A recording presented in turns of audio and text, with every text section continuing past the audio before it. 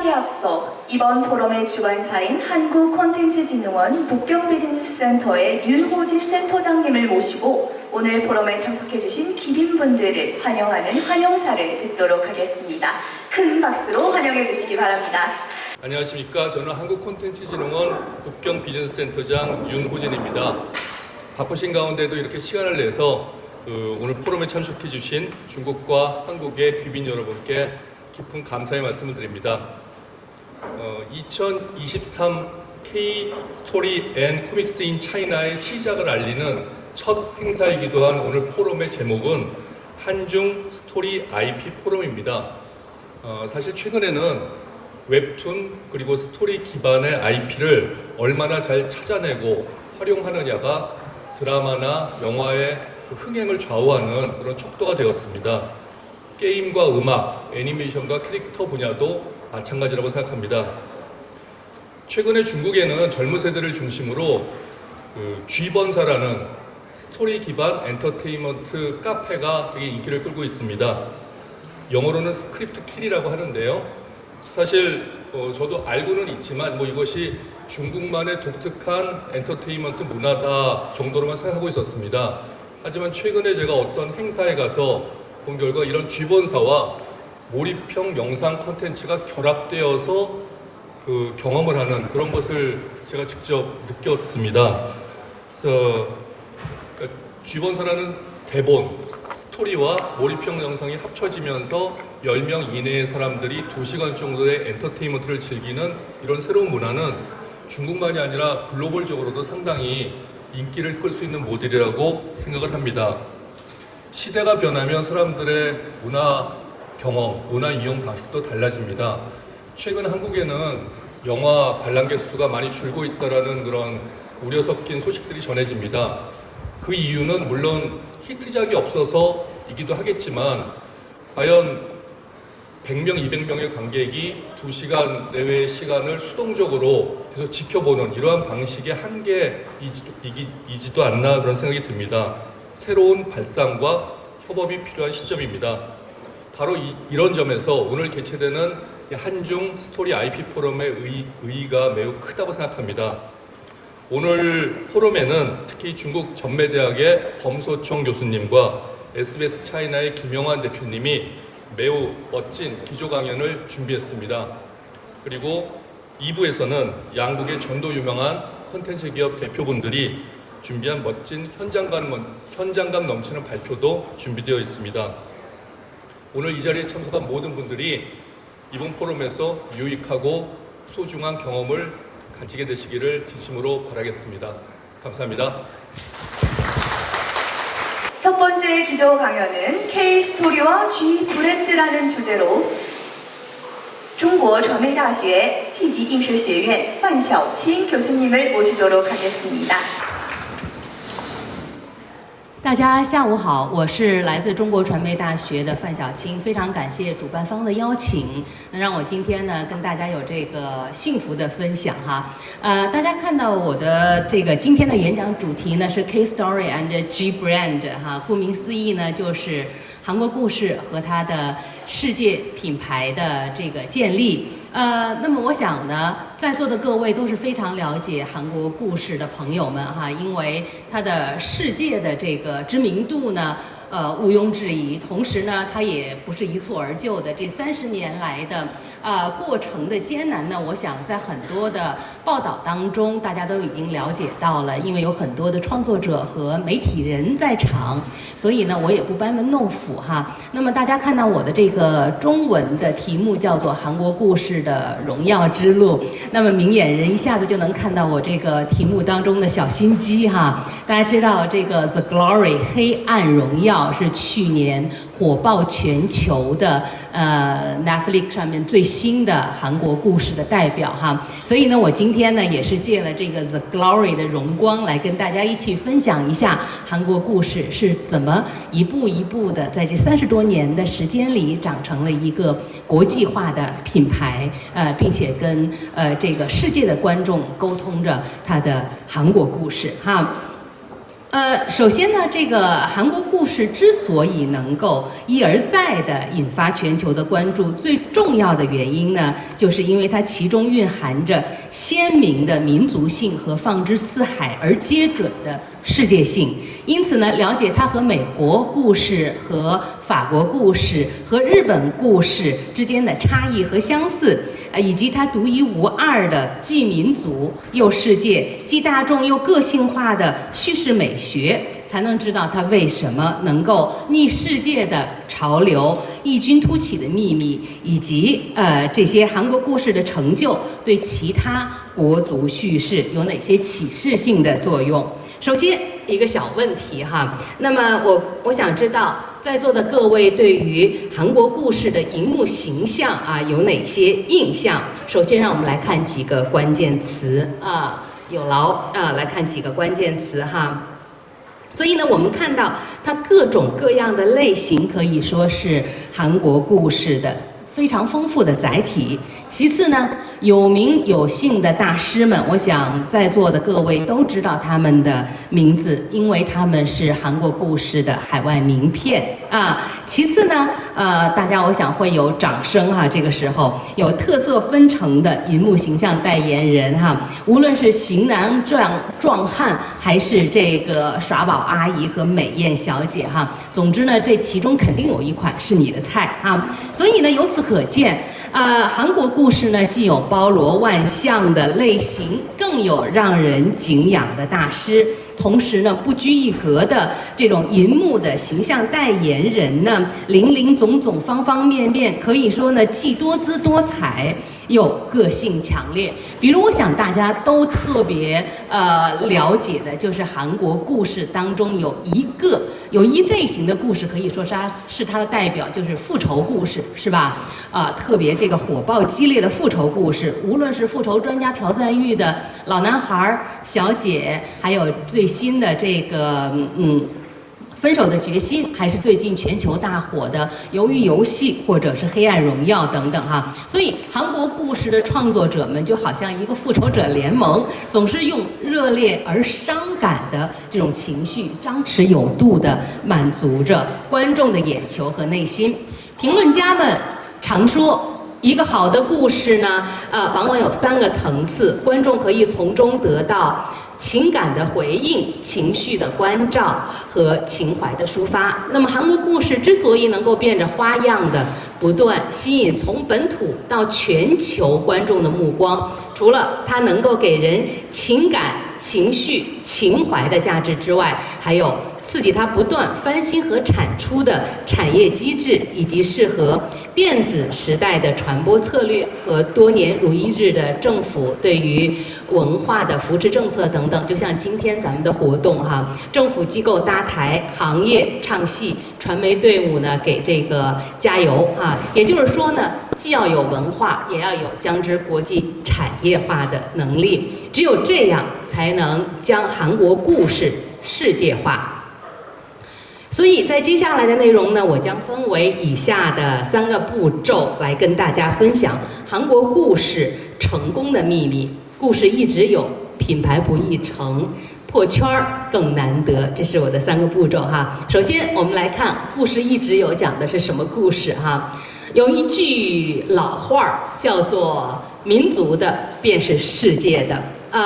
但是我一直认为这句话只说对了一半哈，斗胆的再批判一下哈。确实呢，每一个民族都有自己的文化，但如何传播出去，让外人感兴趣、了解到，并成为一种文化现象，持续的给予关心，这是一件非常难的事儿哈。比如我们大家都会唱的一首歌，或者都听过的一首歌哈，里面有一个词儿叫做 Hakuna Matata Hakuna Matata 朗朗上口的歌词哈。我想大家都知道，它出自这个全球最卖座的音乐剧和动画片儿《Lion King》狮子王。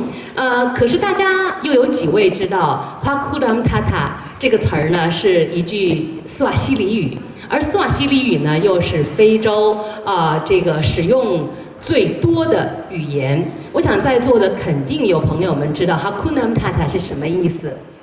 有了解的，请跟我来一个回应。A， 那位漂亮的。A 就是非常正确哈 ，Don't worry, be happy。啊，那么这个斯瓦希里语，如果不是因为有了《狮子王》啊，那谁又会知道 Hakuna Matata 又会成为全球传唱的一句名言呢？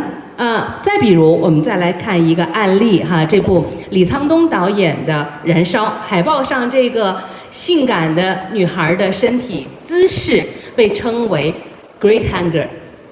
我想很多的朋友都知道 Great Hunger 和 Little Hunger 都是通过李沧东导演的这部电影，是吧？那么这个 Great Hunger、Little Hunger 可不是李沧东导演发明的哈，这个舞蹈呢也不是李沧东导演发明的，它是呢来自非洲南部最古老的部落，叫做布须曼民族的哲思舞蹈哈，温饱问题叫做 Little Hunger。而精神的需求呢，叫做 Great Hunger。那么这么深邃但是又非常形象的这种身体的哲学的比喻，如果没有燃烧，世界上又有几个人能够知道呢？所以世界的果然就是民族的吗？接下来我们再来看2个韩国的事例哈。那么这个海报呢是1960年的名作，叫做《夏女》，它的导演呢是叫做金其勇导演，1998年去世的哈。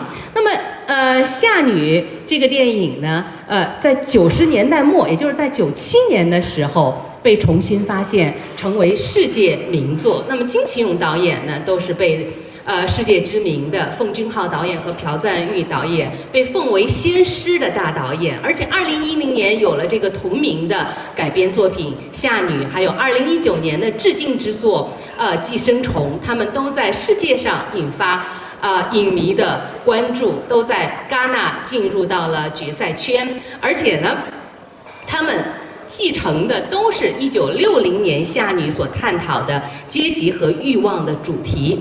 但为什么1960年的《夏女》和金其勇导演，直到90年代末才被认为是沧海遗珠，才被发掘？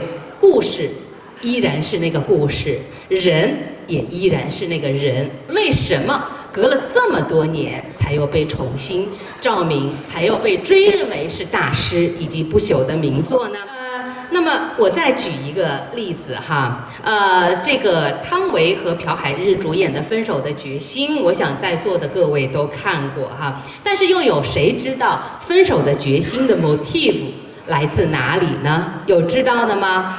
据导演朴赞郁说呢，这部电影的出发点正是来自于1967年的老电影雾经当中的主题曲，叫做《迷雾》的哈。待会儿呢，我给大家也准备了1分钟的一个小影像哈。那么无论歌曲还是影调呢，这部老电影都不可以不说它是经典的。但是大家也可以比较一下这2部这个海报哈，是不是从构图到氛围都很相似？但是为什么这部60年代的原作本身没有办法穿越历史，无法走出国界，直到半个多世纪以后，才通过朴赞郁导演的借用而复活，并被追认为经典呢？接下来我再跟大家分享一个小小的短视频。好，因此呢，我们刚才的这个命题民族的就是世界的这句话，恕我斗胆。做个小总结，这句话只说对了一半哈，因为民族文化只有具备了符合当代流行文化的传播潜质，它才有强势出圈的机会，才能有被世界认可的可能。因此呢，学术上有一句话，粉色的哈，说文化和传播密不可分，这是一枚硬币的2面。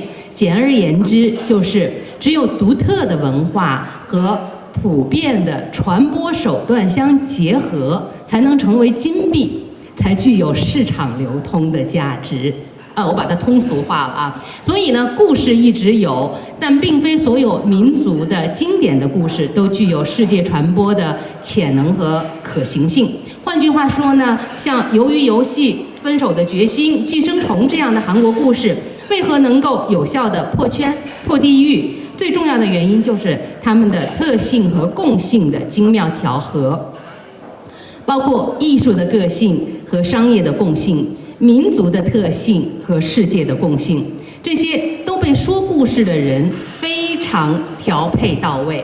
也就是说呢，尤其是《寄生虫》作为韩国故事最著名的代表，是世界电影史上自90年代以来不断争论的所谓商业和艺术评价体系的第一次重合，它让韩国故事的含金量享誉世界。说了这么多，那么究竟韩国故事的 storytelling 特色何在呢？这一品牌又是怎么形成的呢？如前所说太阳底下无鲜事，好的 story 一直有，关键是 tell 的方式。也就是说，新颖的、有个性的叙事才是旧事新说、推陈出新的关键。此外，这个 ing 也不是白给的它代表了现在时，代表了正发生，也就是当代性和即时性。因为只有点燃当代人的情感，才有可能有双向交流，也就是 interaction 的这种效果而这正是电子媒介时代最重要的情感回应方式。其实呢，K-Story 这个品牌呢，是在2000年以后才有的概念。2000年以前呢，在欧洲在全球最大的这个电影市场，也就是戛纳电影节的市场上这个韩国电影呢，都是在都是在捆绑在 Asia Movie 这个目录底下作为这个成员被捆绑销售的。当时的亚洲呢，亚洲电影当中呢，只有中国电影和日本电影拥有自己的这个 catalog。那么什么时候开始有了 K-Movie 这个品牌呢？是从2000年，自从有了《生死蝶变》，有了 GSA， 有了朋友，有了我的野蛮女友这些新鲜有趣的内容的出现，韩国电影才有了属于自己的标签，才有了自己的品牌。有了品牌意味着什么？意味着你的受众目标，你的 target 能够不断的跟进，它有了阵地，也意味着无论创作者还是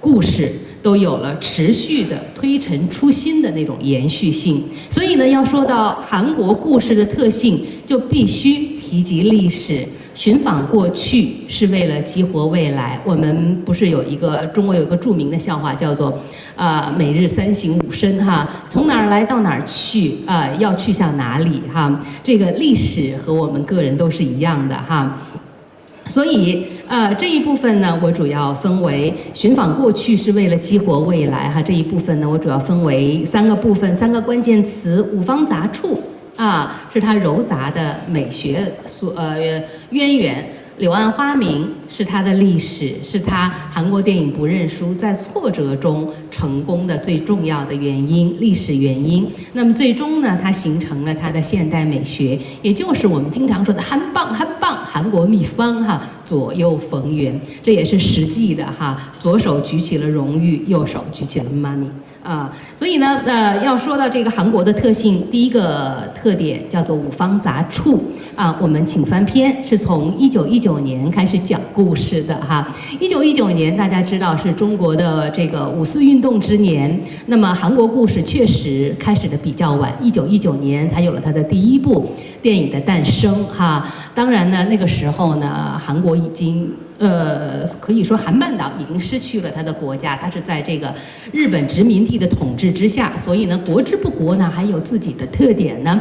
所以在日本殖民地铁蹄下的韩国电影在那个时候发生了所以无论技术呢还是这个叙事，甚至审美它都是非常非常日本倾向的，因此呢，新派特色非常的浓重那么终于等到1945年解放了，但是还没来得及庆祝独立，1948年韩半岛呢就被意识形态一分为二，紧接着更糟糕的是1950年爆发了内战那么多灾多难的韩国人民就在逃难的途中看到了一部非常经典的意大利新现实主义的杰作，叫做《偷自行车的人》。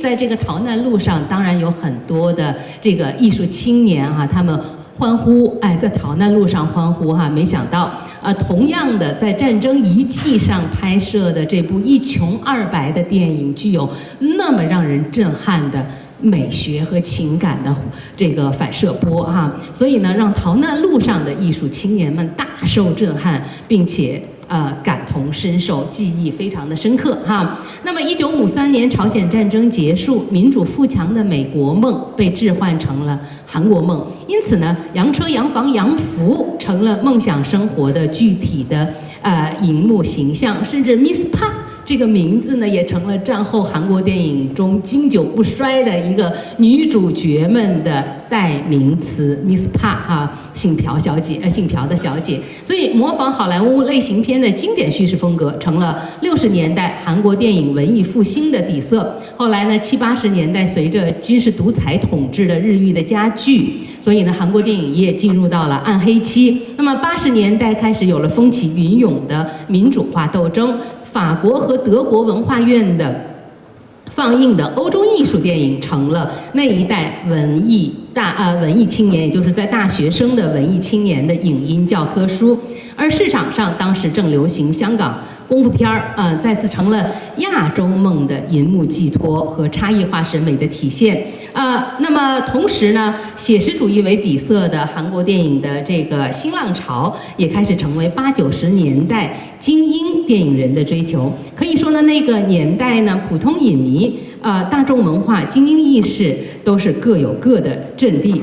总结一下，也就是说，从1919年到80年代，韩国电影在五方杂处的历史环境中，通过不断的吸收、对抗、比较，尝试构建自己的民族美学。它的美学营养是糅杂的，个性是机灵的。好，接着时间的原因，我们快速进入到它的第二个阶段——柳暗花明。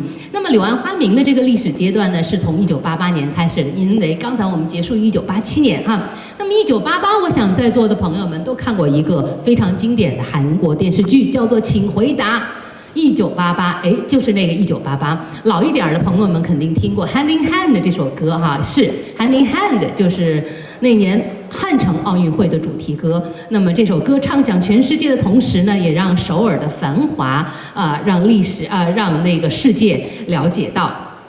但是与此同时，有一个非常糟糕的事件发生，就是好莱坞文化帝国主义打开了韩国电影的市场大门。也就是说，在韩国市场上，只要有美国有影院愿意放映美国电影，美国电影就可以同时同时开化在韩国市场上哈。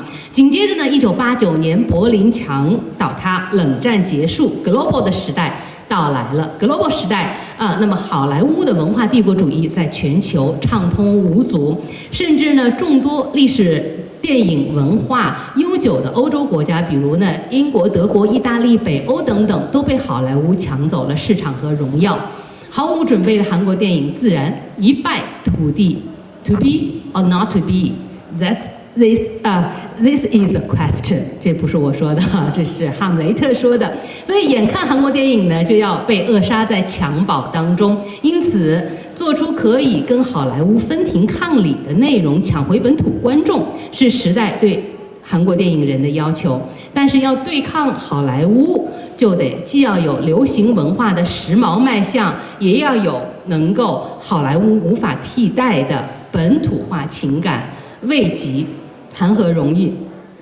中国有句话叫做师夷长技以制夷，还有一句话叫做痛定思痛。即便有那么多的历史电影历史悠久的国家都倒在好莱坞的铁蹄之下，但是韩国电影人呢偏偏不信邪哈，尤其是386世代精英，他们都是没有真正上过大学的文化精英，所以呢他们一个个都是偷艺的高手，但怎么样用洋方法调动土著情感呢？这是一个非常难的问题哈。比如最韩国的大众情绪就是恨文化。那么怎么样能够在新时代的银幕上再次调动恨文化呢？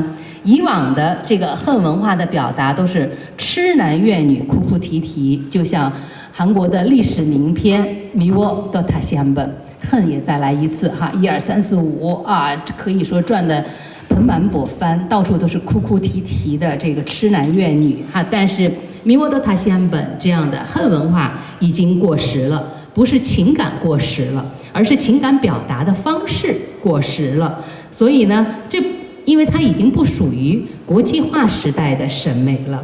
于是找到符合时代审美的故事，用好莱坞的方法包装它，结合变化的时代笑点和不变的民族痛点，就成就了90年代一批的韩国新电影，包括结婚故事、两个警察、8月的照相馆、美术馆旁边的动物园、加油站被袭案等等一系列的作品，让垂死的韩国电影开始有了本土的关注。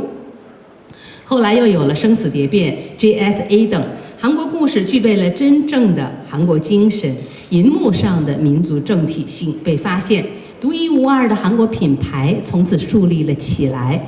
逆全球化的浪潮，韩国电影不仅没有被好莱坞消灭掉，反而在生存危机中崛起，谱写了自己的民族电影神话。因此，柳暗花明正是韩国故事的第2大关键词。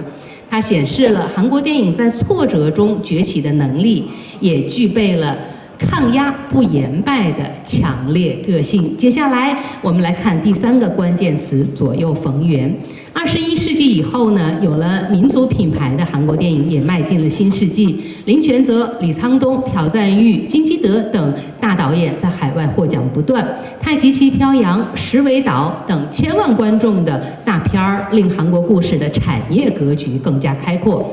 而2003年，随着《杀人的回忆》、《老男孩》、丑闻、强化红脸等一批中等体量的既叫好又叫座的作品的出现，正式宣告了韩国电影现代美学的出炉，就是既能提供银幕快乐，也不放弃现实思考。所以通俗点说呢，就是既叫好又卖座，既有大众的乐趣，也不缺乏独特的作者个性。中国最近流行一句话叫做既要又要还要，在中国这个面面俱到呢，意味着开玩笑，但是在韩国银幕上，这却是实打实的秘密韩方。左右逢源呢，是韩国故事声名远播的真正利器，实用性和鉴赏性、民族性和世界性、艺术性和娱乐性，一个都不能少。既对观众负责，也对出品人负责，更对创作者自己负责。因此，韩国故事能够不断破圈传播，成为公认的国际品牌，和它独一无二的历史基因紧密相关。五方杂处的出身呢，令他的审美观开放，善于学习。柳暗花明的命运呢，让他抗压，善于化危机为机会。而左右逢源的实用性策略，正是他可以笼络大多数观众生生不息的根本。我在论文和新书里将韩国故事的这些特质命名为第4电影。那么说到第4电影呢，肯定有在场的观众不了解什么是第1电影、第2电影和第3电影，请看大屏幕啊。第1电影正是好莱坞的工业化和商业化的制作影片，第2电影呢，就像8又2分之这样，是欧洲各国所推崇的艺术电影，而第3电影呢，是在1969年由南美的导演提出的，它是一种意识形态的抵触，是基于文化对抗的概念。另外呢，它既不要娱乐工业的产品，也不要艺术先行的理念，他们要的是与体制对抗的政治性和凸显的民族性。那么这个呢，是1970年的南美电影，叫做《燃火时刻》所以呢，我们可以说，韩国故事正是包含以上3种电影形态的集大成者。可以被命名为第4电影。它既是工业化制作出的具有商业美学和标准的电影，也具有不同的艺术个性和作者特性，而且还是来自于处于世界电影文化版图边缘地域的民族电影。饱含张扬的民族意识和反抗精神，让不曾为世人瞩目的、曾被大众流行文化所忽视的少数文明，在荧幕上能够浓烈的绽放。那么，这种兼而有之又自成一体的民族电影形态，不视为一种解决方法，又或者说呢，它是民族电影朝向世界观众的一个方法论。而这正是韩国故事能够破圈、能够突围、能够成为旗帜的真正的原因。它为很多的民族国家的文化进入世界大市场提供了一个新的语法，打开了找到世界观众的新思路，也提供了民族的，就是世界的这个另一半的解决方法。谢谢大家。 안녕하십니까. 오늘 한국 원천 IP의 중국 진출 전략으로 준비를 한 SBS 차이나의 김영환이라고 합니다.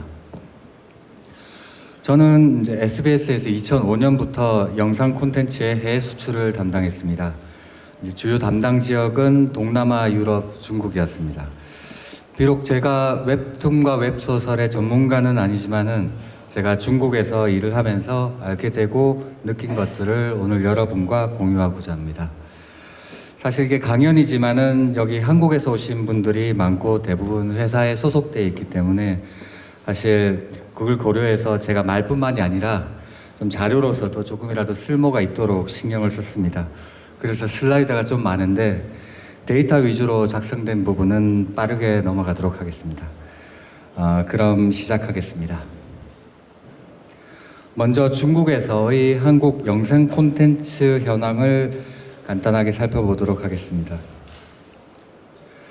네, 2022년부터 한국 드라마의 심의 서비스 현황을 보면은 2022년에 사실 한알령 이후에 가장 많은 분량인 14개의 드라마가 중국 내에서 심의를 받고 서비스가 되었습니다. 하지만 2023년에는 다시 약간의 정체 상태인데 특별한 이유가 있다기보다는 아직 해외 수입 쿼터가 미발표되었기 때문입니다. 이렇게 이제 드라마는 향후에도 여러 가지 요인으로 인해서 수출은 조금 불안정할 것 같습니다. 완성작 이제 피니시드 콘텐츠의 이제 중국 시장은 약간의 장벽이 있습니다. 사실 이제 문화적 할인 같은 경우에는 이제 모든 경우에 해당되는 경우고 중국 같은 경우에는 별도로 이제 양적 제한과 질적 제한이 있습니다. 양적 제한은 이제 수입 쿼터제가 있어서 해외 콘텐츠는 해당 플랫폼의 국산 콘텐츠의 3분의 1 초과할 수가 없고 또 다시 특정 국가가 해외 콘텐츠의 3분의 1을 초과할 수가 없습니다. 그리고 질적 제한은 내용 심의인데 이제 귀신이나 이제 미신적 요소 같은 이제 소재의 제한이 있고 권성징악 같은 주제의 제한이 있습니다. 이렇게 영상물 시장에서 완성작의 시장 진입이 어려워지면서 이제 원천 IP가 주목을 받고 있는데 이제 사실 제가 원천 IP로 대본, 만화, 소설, 스토리, 기획안을 이렇게 들었는데 사실 만화와 소설도 하나의 완성형 콘텐츠입니다. 하지만 제가 굳이 이제 원천 IP라고 표현한 것은 이제 제작비가 좀 더 크고 투자가 더 큰 드라마, 영화, 게임 등의 원천적인 소스가 될 수 있다는 점에서 이제 원천 IP라고 이름 붙였습니다. 아시다시피 이런 원천 IP는 좀 완성형 콘텐츠인 드라마, 영화 등에 비해서 진입 장벽이 비교적 낮습니다. 그렇기에 완성작 수출이 좀 녹록지 않은 최근에 더욱 주목을 받고 있는 것이 이런 원천 IP입니다. 사실 두 가지는 장단점이 있습니다. 사실 피니시드 콘텐츠, 그러니까 드라마나 영화 같은 경우는 사실 제가 좀 진정한 문화 상품이라고 표현을 하는 게 이제 한국 수출국의 이제 문화와 생활이 그대로 반영되는 부분이 있습니다. 예를 들면 입는 옷, 먹는 음식, 뭐 사는 집, 말까지 그대로 표현이 됩니다. 그리고 이제 강점은 스타를 탄생시킬 수 있다는 건데 이제 콘텐츠가 스타를 탄생시키고 이 스타가 다시 콘텐츠 소비를 이제 촉구하는 그런 선순환 구조가 구축이 됩니다. 다만 약점이라면 이제 문화적 할인과 같은 진입 장벽이 존재합니다. 아무래도 문화적 할인이 있다 보니까 한국에서는 재밌는 유머가 외국에서는 재미없게 느껴질 수도 있고 또 인종이 다르기 때문에 팬덤 형성에도 좀 어려움이 있습니다. 그리고 언어의 차이로 인해서 자막이 필수적이기 때문에 그 부분 또한 재미를 반감시키는 요소고요. 다만 원천 IP는 아까 얘기한 이제 문화 취급 집약체로서 의미는 다소 낮지만은 이제 캐릭터, 스토리 등이 이제 로컬화되기 때문입니다. 반면에 완성품은 이제 완성품 하나로 소비되고 종료되는 경우가 많은데 IP 같은 경우는 다양한 콘텐츠로 확대 재생산이 가능하고 로컬화를 통해서 현지 소비자에 대해서 높은 수용력을 가지고 있습니다. 이런 원천 IP의 잠재력이 바로 오늘 우리가 기대하는 이제 핵심적인 강점이고 그리고 이 원천 IP의 잠재력을 중국에서 어떤 분야에서 어떤 방식으로 발휘할 수 있느냐가 오늘 강연의 핵심이 될 것입니다. 그럼 중국 범오락 생태계에서 잠시 살펴보겠습니다. 사실 한 개의 IP로 다양한 형태의 콘텐츠를 제작하는 소위 말하는 이제 원소스 멀티 유저로 봤을 때는 중국이 한국보다 더 뛰어나고 더 큰 시장을 가지고 있습니다. 그래서 오늘 이제 우리의 목표는 이제 미연의 대기인 웹소설, 웹툰 이런 IP로 이런 중국의 범오락 생태계에 진입하는 것이 우리가 추구하는 목표가 될 것입니다. 중국은 뭐 영화, 드라마, 게임, 웹소설, 웹툰, 광파극, 오디오북 그리고 아까 센터장님 얘기한 지번샷까지 다양한 콘텐츠 시장이 있습니다. 한국에서는 다소 낯선 것이 이제 광파극인데 광파극은 일종의 오디오 드라마이고 이제 지번샷은 오프라인에서 그러니까 한국어로 이해하기 쉽게 생각하면 방탈출 게임이랑 마피아 게임이 합쳐진 건데 이제 주어진 시나리오를 기반으로 각자가 주어진 역할을 수행하면서 이제 최종적으로 범인을 찾는 게임입니다. 이게 시나리오를 기반으로 게임이 진행되기 때문에 유명한 영화, 드라마 IP가 이 게임으로 만들어지기도 합니다. 중국에서 3만 개 이상의 매장과 2조 원 이상의 시장을 가지고 있습니다. 이제 저희의 사례를 들어보면은 이제 그에 우리는 같은 경우에 중국에서 이 드라마 자체가 정식으로 수입되진 않았습니다. 근데 이제 영화랑 드라마 리메이크 판권이 판매가 되면서 이제 중국에서 제작이 될 예정이고요. 펜트하우스 같은 경우도 역시 드라마로서는 방송을 정식으로 하지 못했습니다만 이제 이미 광파국으로 이제 번안되어서 중국에서 서비스가 되고 있고 그리고 굿즈 라이센스도 돼 있는 상태입니다. 그리고 두 개 드라마 모두 이제 중국 내에서 OST가 높은 가격에 라이센싱 되었습니다. 사실 정작 드라마라는 본래의 콘텐츠는 이제 정식으로 서비스되지 못했지만은 이 드라마들이 하나의 IP로서 중국 시장에 진입했다는 것을 우리가 알 수가 있습니다. 참고로 제가 이제 중국의 콘텐츠 수익화와 OSMU 사례를 들었는데 진정령 전칭링이라는 드라마입니다. 제가 이제 미리 보기 같은 경우가 있었는데 이게 마지막 6회차에 대해서 유료로 일주일 전에 미리 보기 서비스를 실시했는데 이게 판매 개시일에 200만 명이 구매를 하면서 하루에 매출이 100억이 나왔습니다.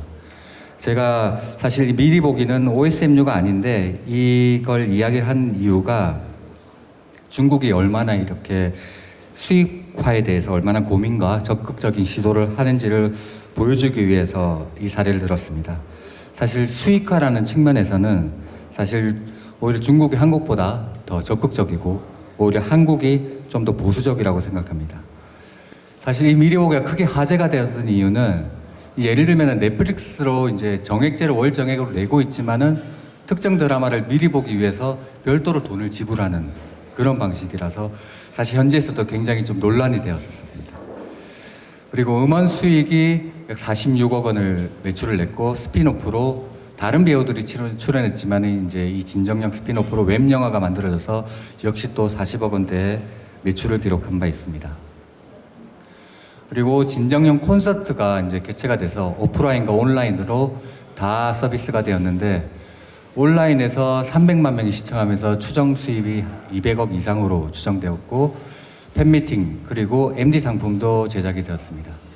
사실 최근에 보면은 대부분 조금이라도 이제 중국에서 인기가 있었던 드라마다면은 대부분 저런 피규어들이 제작이 돼서 판매가 됩니다. 이렇게 이제 OSMU의 사례를 한번 살펴봤고요. 다음으로 이제 중국의 각각 콘텐츠 시장에 대해서 빠르게 한번 살펴보도록 하겠습니다. 먼저 일단 한국과 비교를 하기 위해서 한국 드라마의 원천, IP 원천을 살펴봤습니다. 사실 한국 드라마의 핵심은 이제 일단 드라마 작가의 드라마 대본입니다. 그리고 두 번째가 웹툰입니다. 사실 넷플릭스 이후에 좀 더 가속화된 부분이 있는데 이거는 방송사에서 다루기 힘든 소재를 이제 넷플릭스는 방송을 할 수 있기 때문에 넷플릭스에 의해서 좀 더 이제 가속화되는 경향이 있습니다. 사실 넷플릭스가 한국 방송사 입장에서는 경쟁사지만은 한국 콘텐츠의 전체적인 저변 확대 측면에서는 상당한 기여를 했다고 생각합니다. 그 다음에 이제 웹소설 기반인데 최근에 많이 이제 부각되고 있습니다. 특히 제일 대표적인 게 재벌집 막내 아들인데, 하지만 여전히 한국은 이제 오리지널 드라마 작가가 장작의 핵심이고, 그리고 아직은 웹툰이 웹소설보다는 좀 더 강력한 콘텐츠이고 강력한 원천 IP로서 작용하고 있습니다. 그러면 중국은 어떨까요? 중국 콘텐츠 시장의 IP 원천의 핵심은 웹소설입니다.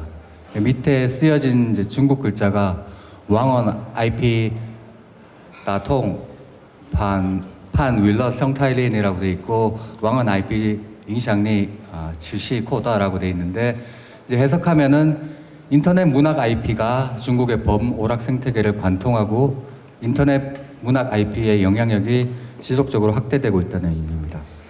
이렇게 중국에서 IP의 핵심은 웹소설이고 영향력이 어마어마합니다.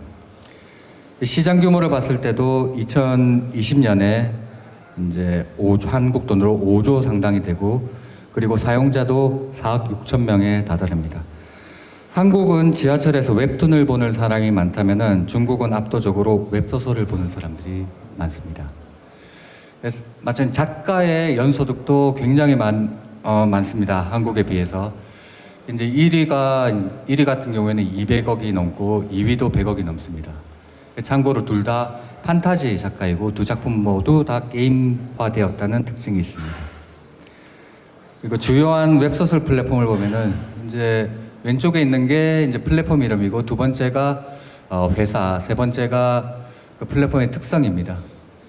보시면 열문집단이라는 회사가 많은데, 이제 작은 회사들이 합치고 하시면서 이제 마지막으로 텐센트에 인수가 되면서 열문집단을 거대한 회사로 거듭났는데, 이 열문집단의 수익을 한번 살펴보면은 2020년 상반기에만 하나로 약 7천억 정도, 연간으로 치면 1.5조가 열문집단 한 개 회사의 매출입니다.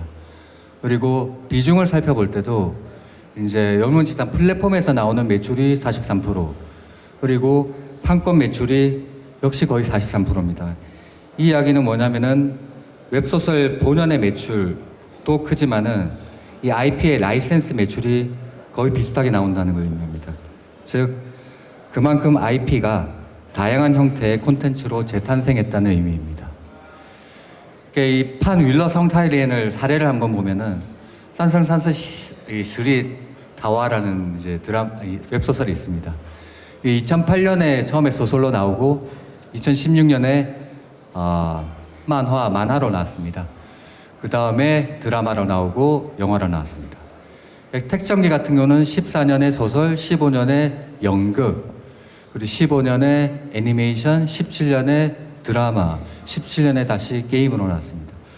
이렇게 한 개 IP가 굉장히 많은 콘텐츠로 재생산된다는 것을 볼 수가 있습니다. 드라마에서도 웹소설 영향력은 큽니다. 이게 이제 2017년 좀 오래된 자료긴 한데, 사실 지금은 이것보다 더 많다고 생각합니다. 탑 10을 꼽았는데 1, 2, 3, 4, 7위가 웹소설 원작이고, 5, 6위가 출판소설, 8, 9가 대본, 10위가 이제 한국의 MBC의 그녀는 예뻤다를 리메이크한 작품입니다. 영화에서도 역시 웹소설 IP가 굉장히 영향을 큽니다. 귀치등이나 도묘필기 같은 중국 영화에서 유명한 작품들도 이제 이 웹소설로 웹소설 기반으로 제작이 되었습니다. 이렇게 중국 콘텐츠 시장에서 핵심적인 원천 IP는 이제 바로 웹소설이라는 것을 이제 저희가 살펴봤습니다. 다음 애니메이션 시장입니다. 중국 애니메이션 시장도 굉장히 큽니다. 2020년에 이미 4조 원을 넘어섰고 2023년에 6조 돌파할 것으로 예상하고, 2020년 기점으로는 방송 시간에서는 일본 애니메이션을 추월했습니다. 이제 영화 박스오피스에서도 마찬가지인데 2019년에 해외 애니메이션을 능가하고 2020년에도 계속 그런 추세가 유지가 되고 있습니다. 다음으로 중국 만화 시장을 살펴보도록 하겠습니다. 이제 중국 만화 시장은 2021년에 이제 하나로 6,500억 정도고 23년에 이제 2배로 성장할 것으로 보고 있는데, 이제 19, 20 사이에 IP 랭킹으로 탑 50을 정했는데 그 중에서 만화 IP가 10개 정도 됩니다. 물론 웹소설이 제일 많습니다. 이렇게 이제 중요한 IP 자원으로 만화가 이제 성장하고 있다는 그런 자료입니다. 만화 IP 사례로는 영화로는 이제 콰이 파워 꺼 따이조라는 이제 웹 영화가 있고, 그리고 드라마로는 장꺼싱이라는 드라마가 있습니다. 이게 이제 중국의 유명한 제작사인 화책에서 제작하고 텐센트에서 방영됐는데, 특이할 점은 이 드라마가 이제 회당 15만 불 정도로 전 세계에 수출돼서 중국 드라마 중에서는 가장 높은 수출액을 기록했습니다. 이렇게 만화 웹툰은 사실 아직 중국에서는 웹소설에 비하면 이제 조금 마이너한 부분이 있지만 지속적으로 성장할 수 있는 잠재력을 가진 분야라고 이해하시면 될 것 같습니다. 다음은 광파극 시장입니다. 간단하게 설명을 드리면은 이제 광파극이라는 게 이제 라디오 드라마라고 해석이 되는데, 이제 전통적인 라디오 매체 혹은 오디오 플랫폼을 통해서 이제 성우들의 연기와 BGM, 효과음을 통해서 연출한 드라마입니다. 광파극과 유성극의 차이가 있는데, 유성극은 나레이션이지만 광파극은 가능하면 성우들의 연기만으로 연출합니다. 이 차이가 뭐냐면은, 예를 들어서 범인이 차에 폭탄을 설치하는 장면이 있다 하면은 유성극은 지금 범인은 차에 폭탄을 설치하려고 하고 있다, 이렇게 나레이션을 하지만은 광파극은 이제 범인이 나는 오늘 폭탄을 설치할 거야, 이렇게 연기로 연출하는 차이입니다. 콘텐츠 특성은 이제 역시 이제 상위권에 위치한 광파극은 귀치등, 마도조사, 살파랑 같은 기존의 유명한 IP입니다. 전체적으로 보면 무협이나 로맨스가 인기가 있는데, 슈퍼 IP를 논외로 치면은 로맨스 장르가 전반적으로 인기가 많은 편입니다. 최근에는 BL 장르도 좀 많이 환영을 받고 있습니다. 광파극을 보면은 웹소설, TV 드라마 겹친 IP가 다수인데, 이제 이걸 생각해 보면은 하나의 IP가 이제 자기가 좋아하는 IP가 있다고 하면은 이제 소비자들은 웹소설로 읽거나 또는 영화나 드라마로 보거나 또는 이렇게 광파극이나 유성극 또는 오디오북 형태로 들을 수 있는, 그러니까 원하는 형태를 자신이 취사 선택해서 소비할 수 있는 환경이 되어 있습니다. 즉 하나의 IP가 다양한 플랫폼에서 다양한 형태로 제공된다고 볼 수 있습니다.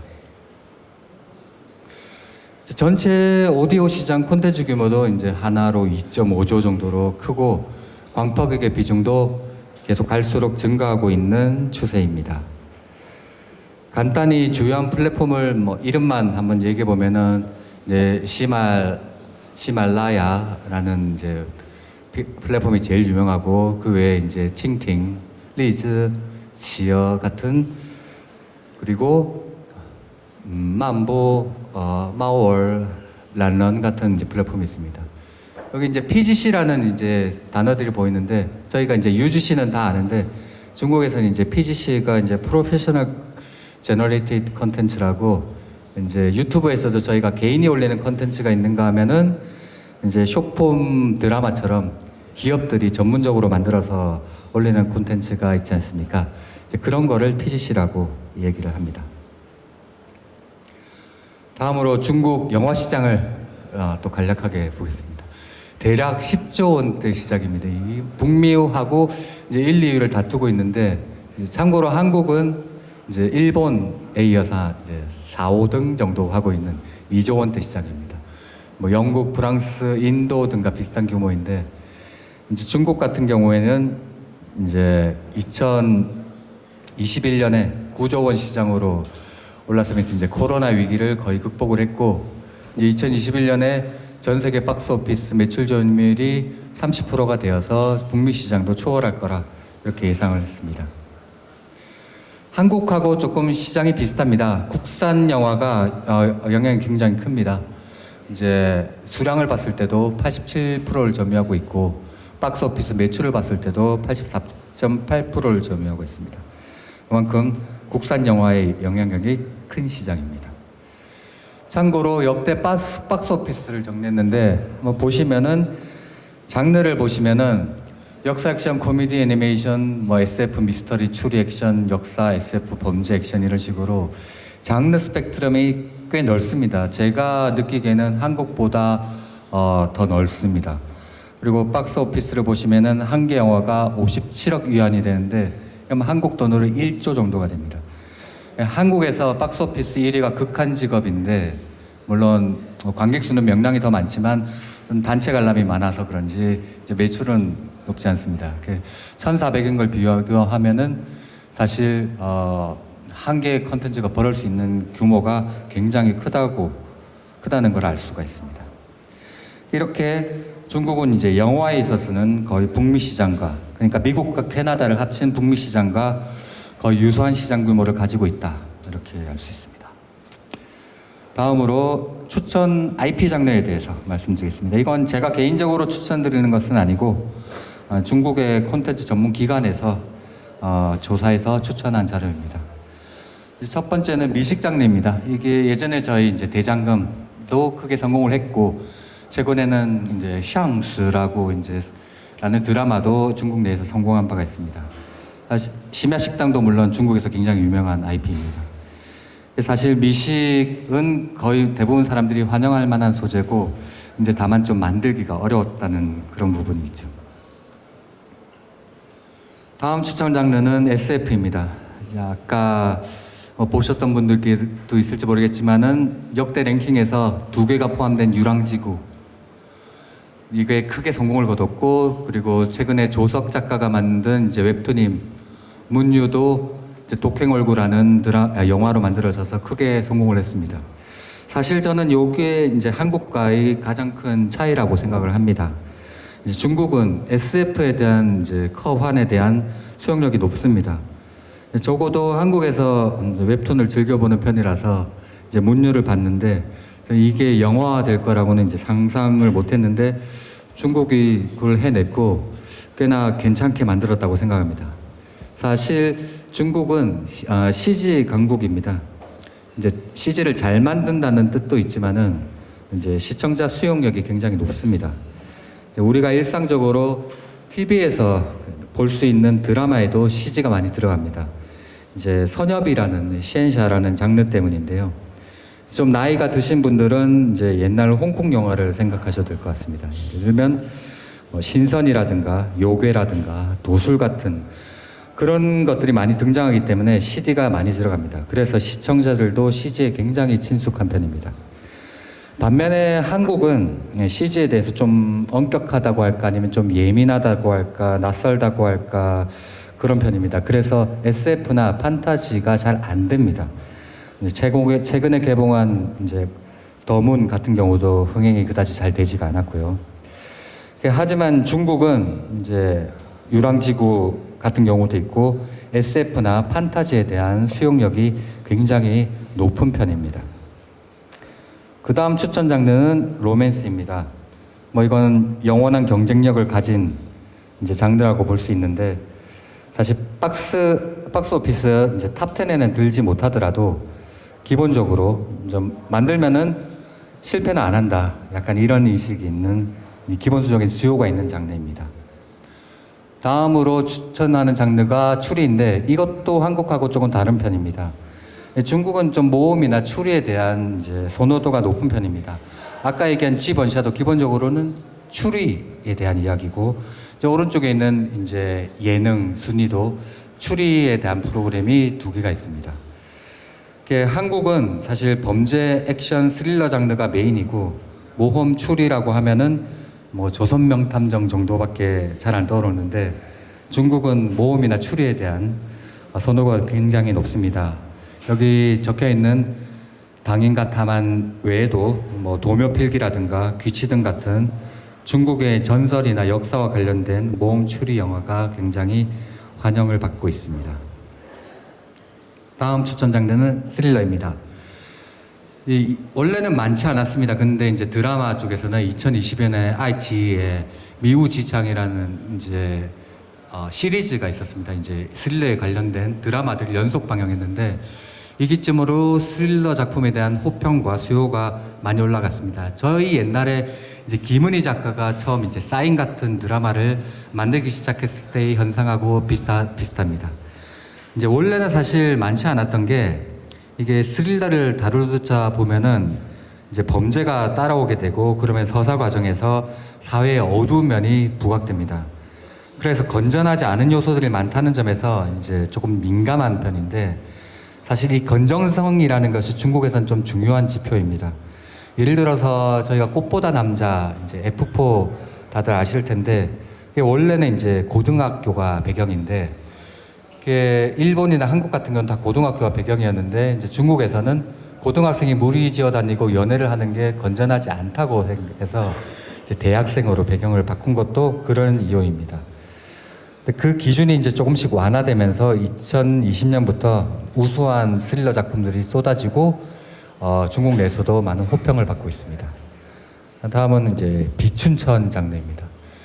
중국은 기본적으로 건전한 현대 실제 생활을 소재로 창작 행위를 할 것을 권고하는 편입니다. 그래서 이제 미신이나 신앙 같은 그래서 저희도 열혈사제라는 드라마가 있었는데 사제이기 때문에 이제 심의가 안 됐고 죽은의 태양에는 귀신이 소재가 되기 때문에 이제 통과를 못했습니다. 학원 폭력도 마찬가지로 추천한 장르가 아니고 이제 국가 권력과 관련된 부분도 비추자 장르입니다. 예를 들어 모험 택시 같은 경우는 이제 공안이 아니라 어떤 개인이나 사적 조직이 사적인 복수를 하는 것이기 때문에 역시 중국에서는 이제 환영받지 못했습니다. 그리고 마지막으로 권선징악이라는 조금 애매한 주제인데 저희가 이제 거기에 해당하는 게 펜트하우스입니다. 펜트하우스에 등장인물이 많은데 딱히 권선징악이라고 하기에는 이제 등장인물들 전부 다 조금 나쁜 면이 있어가지고 이제 펜트하우스도 이제 심의를 받는데 어려움이 있었습니다. 다음으로는 저희의 사례를 간단하게 소개해 보겠습니다.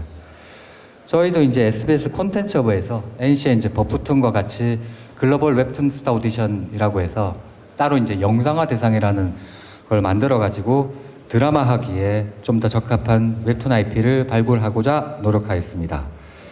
그리고 뭐 신의 한 수 이런 웹툰을 이제 발굴해서 특히 해외에서는 좀 중국을 타겟으로 이제 콰이칸에서도 동시 연재를 했는데 성과는 뭐 그렇게 좋지는 않았습니다. 사실 이 시점에서는 저희가 약간 저희 마음대로 좀 착각한 부분도 있었습니다.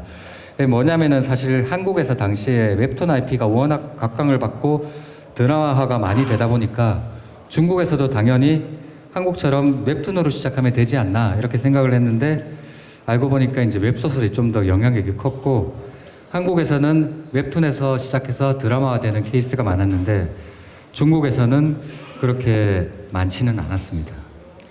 차라리 웹소설 공모전을 했으면 어떨까 하는 그런 생각도 합니다. 다음으로는 케이스 스터디를 이제 저희 사례를 설명드릴 건데 일단 이건 이제 성공 케이스로 이제 조속 문유 이제 박스 오피스로 5,500억을 벌었고 추정하기에는 제작비가 1,000억 정도라고 하면은 한 대여섯 배의 수익을 냈습니다. 저희가 이제 한국 드라마의 리메이크 판권을 협상 사례를 보면은 이제 드라마 A 같은 경우는 영화 판권을 팔 때 20만 불 이제 그냥 정액으로 하고 투자금을 10% 받는 이런 조건이 있었고 B 같은 경우는 이제 30만 불을 받고 투자금을 5% 받고 RS를 3% 받는 이런 방식으로 이제 협상을 한 사례가 있습니다. 먼저 이 RS 3%에 대해서 한번 설명을 해드리겠습니다. 이 RS 3%의 의미는 이제 사실 3%지만은 실질적으로는 수익 배분까지 끝나면은 1%가 안 됩니다. 그 이제 케이스 A는 그럭저럭 성공한 케이스고 케이스 B는 잘 된 케이스인데 케이스 A 같은 경우는 이제 3%가 아니라 0.3% 정도 되고 이제 B는 좀 더 높습니다. 왜냐하면은 박스오피스 총 수입에서 이제 극장의 수입 그리고 제작비, 홍보 예산, 판권 대행 이런 부분을 다 빼고 나면은 이제 남는 부분은 많지 않습니다. 하지만 RS가 이제 2억이 될 수도 있고 12억이 될 수도 있고 아까 문유 같은 케이스를 적용하면은 RS가 30억이 넘게 됩니다. 이렇듯 RS가 나름대로 의미가 있다 이걸 말씀드리고 싶습니다. 먼저 투자룸이라는 것은 이제 많이 들어보시지 못했을 텐데 투자룸은 이제 만약 이제 제작사 쪽에서 중국의 파트너 쪽에서 투자룸을 열어준다면은 아래 세 가지만 이제 확보된다면 저는 과감하게 투자하는 것을 추천드립니다. 이제 세 가지는 자기 IP가 중국에서 성공할 거라는 믿음. 두 번째는 중국 파트너에 대한 신뢰. 네, 아까 카이신 마화 같은 회사는 신뢰할 만한 한 회사죠. 이제 문유를 제작한. 그리고 투자에서 회수까지 제법 오래 걸리기 때문에 투자한 금액을 5년 정도는 기다릴 수 있는 자금력 정도만 있다면은 투자룸에 투자를 충분히 할 만하다고 생각합니다.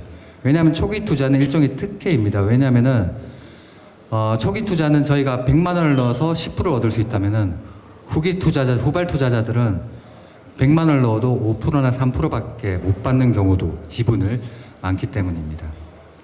그리고 제가 드라마보다 영화의 RS나 투자를 적극적으로 고려하는 이유는 영화는 드라마와 달리 수입내역이 명쾌합니다. 박스 오피스가 공개가 되고 모든 사람이 쉽게 접근할 수 있기 때문에 그렇습니다. 반면에 드라마는 수익과 사업 주체가 조금 애매합니다. 플랫폼의 수입이 제작사의 수입으로 직접 연결되지가 않는데 이거는 한국도 마찬가지입니다. 이제 왜냐면은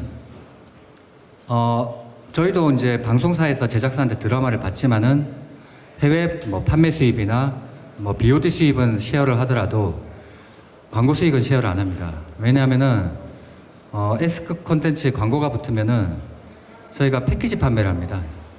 이제 아침 방송이나 이런 것에. 그렇기 때문에 그 해당 콘텐츠의 수입이 정확하게 측정이 안 됩니다. OTT도 마찬가지입니다. OTT도 그 클릭하는 그 가치 이외의 가치들이 있습니다. 예를 들면 가입자 유치를 한다는. 그래서 방송사와 OTT 똑같이 이런 플랫폼들은 영화처럼 한 개의 콘텐츠로 승부를 내는 게 아니라 여러 개의 콘텐츠가 묶여서 서비스되고 그리고 대부분 정액제 형태로 서비스가 되기 때문에 한 개 콘텐츠의 수익을 정확하게 파악하기가 힘듭니다. 그리고 제가 투자가 의미 있다고 하는 이유 중에 하나는 2차 사업에서 소외될 가능성이 있습니다. 이제 이미 리메이크된 독립적인 작품이 하나 나왔다. 예를 들어서 한국의 IP를 활용해서 중국에서 영화가 제작됐다. 그러나 부가 상품은 원작 IP와는 무관한 게 됩니다. 영화상의 캐릭터를 토대로 한 엔드 상품이 만들어지거나 굿즈나 이런 부분은 제작사가 독점하게 됩니다. 비슷한 논리로 영화상의 세트를 활용한 오프라인 사업도 역시 제작사가 보여야 합니다. IP사는 무관하게 됩니다. 이게 중국에서는 일반적인 거라서 저희가 이제 부당하다고 할 수 없는 것이 중국이 해외에 거꾸로 판매할 때도 해당 권리는 해외 업체에 부여하게 됩니다. 저희가 사실 웹소설을 드라마한 웹소설을 드라마한 이제 중국 드라마를 리메이크 판권을 구매한 적이 있는데 저희로서는 조금 낯설었던 것이 이제 중국 판권만 주는 게 아니라 그 제작사에 전 세계 판권을 주고 드라마 판권만 독점으로 준 게 아니라 드라마, 영화, 애니메이션까지 영상 판권을 다 주더라고요. 처음에는 저희도 이제 이해를 못했는데 나중에 저도 생각을 해보니까 중국 외 지역에서 누가 드라마를 먼저 만들거나 아니면은 드라마를 만들기 전에 영화가 개봉되거나 이러면 영향이 크기 때문에 그런 거구나라고 이해는 했는데 사실 저 입장에서는 너무 전체 판권을 넘긴 게 아닌가 이런 생각이 들었습니다.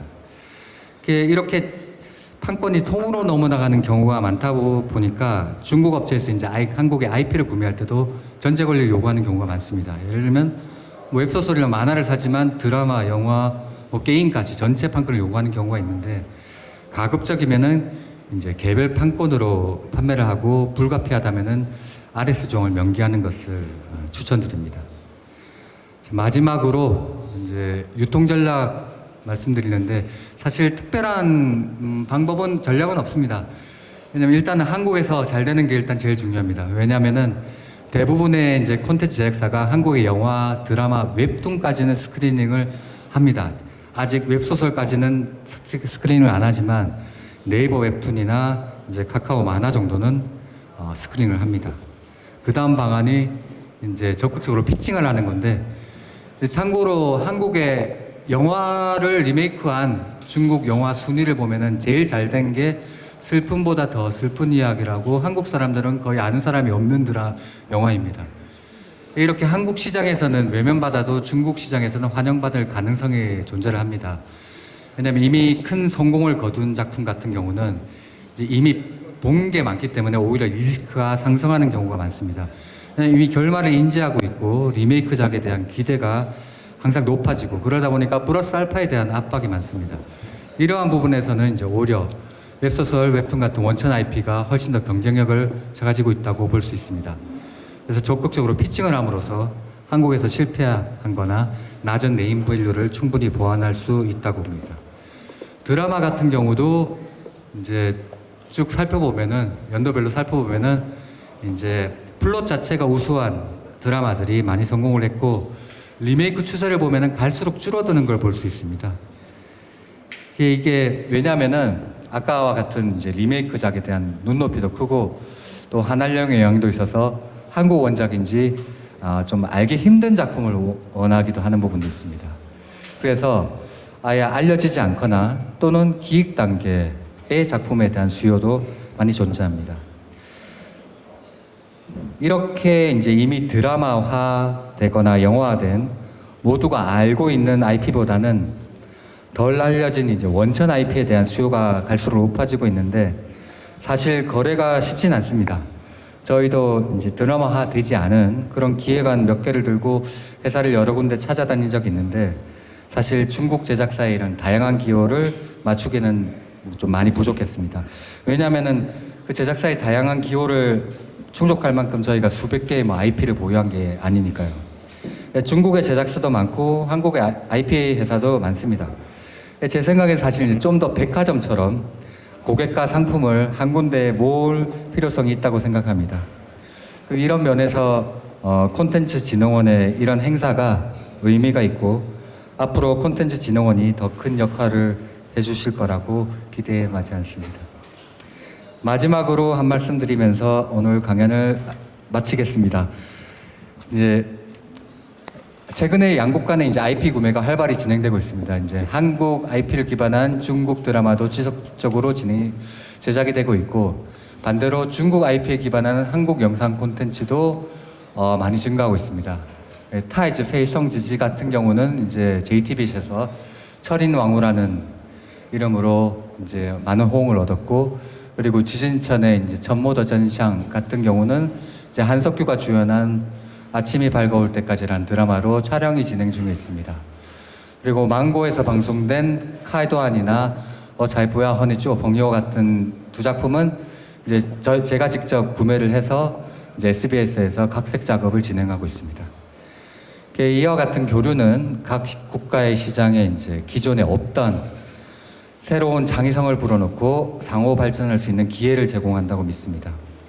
앞으로도 여기 계신 여러분들이 이제 주인공이 돼서 양국 간의 교류를 이끌어 주시고 이 교류를 통해서 각국의 문화 발전에 도움이 되어 주실 것을 기대하면서 오늘 강연을 마치겠습니다. 감사합니다. 네, 이호 콘텐츠 그룹 오문영 대표입니다. 오늘 이 순서대로 여러분들과 함께 한국의 창작자 육성 그리고 궁극적으로 한국과 중국의 콘텐츠 협업에 대해서 발표드리도록 하겠습니다. 먼저 간단하게 저희 회사 간단하게 소개드리도록 하겠습니다. 저희는 TV 시리즈와 영화를 만드는 프로덕션 컴퍼니고요. 작가들 200여 명과 함께 오리지널 IP를 만들어서 작품을 제작하고 있는 회사다라고 말씀드리고 시작하도록 하겠습니다. 저는 CJ ENM에서 한국영화 투자팀장 그리고 중국영화 사업팀장을 역임하고 업계에서 27년 동안 한국영화 투자, 제작 그리고 드라마 제작, 투자를 진행한 경력을 가지고 있습니다. 대표작으로 기생충을 만들었던 봉준호 감독의 괴물이라는 영화 그리고 중국 영화 파이널 레시피, 량자경에 나온 영화인데요. 이 작품들을 한국에서 투자 진행을 했습니다. 말씀드렸던 것처럼 총 174편의 다양한 종류의 다양한 작품을 한 경험을 가지고 있습니다. 동시에 한국의 많은 국가기관들 그리고 지자체, 단체들과 함께 IP에 대한 심사 그리고 자문위원을 하고 있는 IP 전문가라고 감히 소개해드리고 시작하겠습니다. 저희 회사의 A to G의 전체적인 사업 비즈니스 모델입니다. 저희는 말씀드린 것처럼 200여 명의 작가와 IP를 소싱하고 또 오리지널 IP를 만들어서 스토리 랩을 뿌려서 여러 가지 영화 시나리오 그리고 드라마 대본을 개발해오고 있습니다. 이후에 감독 그리고 스텝, 배우를 직접 패키징해서 피지컬 프로덕션까지 꾸리고 이후에는 웹툰, 웹소설 출판으로까지 2차 비즈니스, IP 비즈니스를 진행하고 있는 회사입니다.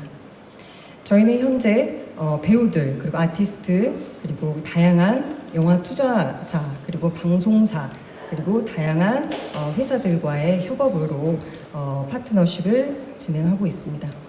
2020년에 설립이 됐고요. 2019년부터 다양한 종류의 판권 확보 그리고 제작 진행을 하면서 성공적인 트랙 레코드를 가지고 있습니다. 현재 TV 시리즈, TV 드라마로 24편을 진행하고 있습니다. 밤이 되었습니다라는 작품 현재 촬영 중이고요. 10월 달에 넷플릭스의 탄금이 제작이 진행됩니다. SBS 금토의 편성을 받은 로맨스 마이 보스 베이비라는 작품까지 올해 촬영이 될 예정이고요. 나머지 프로젝트들은 2024년 내년부터 프로덕션에 들어갈 예정입니다. 영화도 준비 중입니다. 사실 이제 중국에는 조금 맞지 않을 수 있는데요. 오컬트 호러물을 조금 많이 하고 있습니다. 아무래도 한국 영화 시장이 코로나 이후에 급격히 안 좋아졌기 때문에 중저 예산의 장르물을 많이 제작을 하고 있습니다. 물귀신이란 영화가 올해 10월 달에 개봉을 하고 11월 달에 백수아파트라는 영화는요. 마동석 배우와 함께 공동 제작을 진행하고 있습니다. 기타 우물이라는 영화 내년 1월 달에 크랭크인을 앞두고 있습니다. 네, 저는 오늘 한국의 창작자를 어떻게 육성하는지에 대해서 제가 5년 동안 한국콘텐츠진흥원과 함께 운영하고 있는 한국의 창작자 육성 방법에 대해서 공유를 하고자 합니다. 6가지 키워드가 있습니다. 먼저 저희는 그 스토리에 대한 모든 것을 다루고 있습니다. 영화, TV 시리즈, 그리고 더 나아가서 웹툰이나 웹소설로 발전될 수 있는 스토리텔링에 대한 모든 것을 다루고 있고요. 오리지널 IP를 개발하고 있습니다. 그리고 소위 예술, 비상업이 아니라 정말 상업적으로 사업화를 크게 진행시킬 수 있는 사업적인 그런 IP를 만들고 있고요. 인터랙티브 1대1 멘토링 세션을 통해서 업계에서 가장 활발하게 활동하고 있는 프로듀서들을 멘토링으로 붙여서 1대1로 굉장히 인텐시브하게 스토리텔링을 가르치고 있습니다. 그리고 다양한 강의, 워크숍 등을 통해서 기존의 어떤 신인 작가들, 특히 창작자들이 갖기 어려운 많은 산업적인 기회를 제공하고 있습니다. 말씀드렸던 것처럼 2019년부터 올해까지 총 5년에 걸쳐서 국내 산업에서 이 한국콘텐츠진흥원과 함께하는 이 프로그램을 5년 연속 진행하는 회사는 저희 회사가 유일한 회사입니다. 네, 이 프로그램 운영하기 위한 즉 창작자를 육성하고 양성하고 새로운 IP, 오리지널 IP를 개발하기 위한 프로그램을 어떻게 진행하고 있는지 대표적으로 좀 말씀드리겠습니다. 아까 말씀드린 것처럼 5년 동안 저희가 총 128명의 창작자를 육성해 왔습니다. 한국 제목이라 바로 인지하기 어려우실 수도 있는데요. 한국에서 가장 활발하게 활동하고 있는 TV 그리고 TV 시리즈, TV 드라마 그리고 영화 프로듀서, 제작사 대표들을 멘토로 지금까지 5년 동안 총 67명의 멘토를 섭외해서 함께하고 있습니다. 간단하게 쭉 설명을 드리도록 하겠습니다. 일단 프로그램 총 제가 한 12가지 정도 말씀드릴 예정인데요. 저희는 말씀드린 것처럼 프로듀서들과 함께 멘토링을 진행합니다. 일주일에 6시간씩 1대1로 이 작가가 가지고 있는 오리지널 IP를 시장의 상황, 트렌드에 맞춰서 사업화하려면 어떻게 해야 되는지를 시장의 눈으로 관점에서 이 스토리텔링을 개발하는 것을 멘토링을 해줍니다. 워크숍은 감독들과 합니다. 1년에 2번에 걸쳐서 전도 유망한 혹은 유명한 감독들 6명 혹은 5명을 선택을 합니다.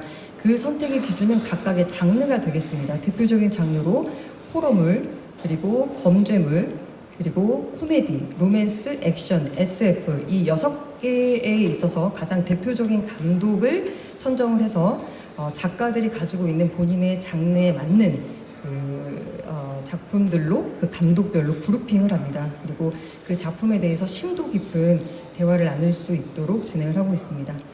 네, 그리고 이제 네트워킹은 투자사화합니다. 보통 이제 창작자들이 본인의 IP로 사업화를 시키기 위해서는 당연히 투자를 받아야 됩니다.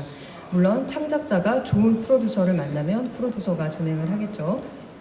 그럼에도 불구하고 창작자들이, 작가들이 투자사들을 직접 만나는 건 굉장히 드문 일이고 좀 희소한 일입니다. 그래서 저희는 한국에 있는 영화 투자 배급사 5개, 그리고 방송사 5개, 그리고 기타 소위 VC, 벤처 캐피탈이라고 하는데요. 그 창투사분들을 5분을 셀렉을 합니다. 그래서 총 다양한 분야의 투자사들 15명을 섭외를 해서 저희 작가들을 개별적으로 1대1로 미팅을 시킵니다. 네 번째는 많은 포럼들을 진행을 합니다. 이 포럼의 주제는 작가들이 알아야만 하는 여러 가지 시장의 트렌드에 대해서 진행을 합니다. 얼마 전 7월 달에 한국콘텐츠진흥원과 천안시라는 한국의 도시와 또 저희 회사가 함께 진행한 포럼은요. 모범택시를 타고 범죄도시로 떠나는 IP 여행이라는 제목으로 진행을 했습니다. 이 얘기는 IP가 얼마나 중요한지, 모범택시는 마침 SBS에서 진행을 한 프로젝트인데요. 1편에서 2편까지 성공적으로 런칭을 한국에서 했었습니다. 범죄도시 영화는 마동석 배우의 작품이고요. 1에서 3편까지 한국에서 엄청난 수익을 거둔 영화입니다. 공교롭게 이 두 작품의 작가가 같습니다. 그래서 저희는 그 작가를 모셔서 창작자들이 본인의 오리지널 IP를 만들 때 계속 확장적으로 진행할 수 있는 방법에 대해서 함께 토론을 했습니다. 저희는 해외 비즈니스를 직접 띄워줍니다. 대신 진행을 해줍니다. 예를 들면 태국, 아시아권, 그리고 미국, 그리고 여기 중국 관련해서 저희 그 작가들이 만들어낸 오리지널 IP를 여러 가지로 피칭을 진행을 직접 하기도 합니다. 그리고 법률 자문을 1대1로 진행을 합니다. 사실 특히 창작자들은 사업 비즈니스에 대해서는 굉장히 취약합니다. 그래서 특히 법률, 세무, 회계 이런 쪽으로 저희가 1대1 컨설팅을 진행을 합니다. 강의는 굉장히 다양하게 진행을 합니다. 첫 번째는 본인의 IP를 잘 피칭할 수 있는 피칭 교육을 진행하고요. 두 번째는 해외 비즈니스, 물론 아까 해외 비즈니스를 제가 직접 뛰기도 하지만 우리 작가들이 예를 들면 중국에서는 이런 요소가 안 된다, 혹은 미국에서는 어떤 요소를 필요로 한다, 혹은 아시아 시장에서는 어떤 장르가 잘 된다, 이런 어떤 글로벌 감각을 알게 하기 위해서 글로벌 수업을 3회에서 4회 정도 진행을 합니다. 그리고 기본적으로 강의라고 하긴 그렇지만 일종의 컨설팅인데요. 창작자들은 본인이 혼자 글을 쓰다 보니까 굉장히 조금 이 멘탈 관리가 중요합니다. 그래서 저희는 심리 컨설팅을 강의로 해서 창작자들이 어떻게 길게 또 본인의 멘탈을 잘 관리하면서 글을 쓸 수 있는지 강의를 준비를 하고 있습니다. 마지막으로 가장 또 중요하다고 볼 수도 있는데요. 본인이 만들어 놓은 오리지널 IP를 어떻게 하고 어떻게 피칭을 하고 어떻게 또 쇼케이싱을 하는지를 저희가 특별하게 자리를 만듭니다. 그래서 모든 작가들이 본인의 컨셉, 그 제작 기획서 PPT로, 그리고 또 더불어서 본인의 IP를 트레일러로 만들고 또 이거를 투자 제안서로 만드는 이 3가지 단계를 거치게 합니다.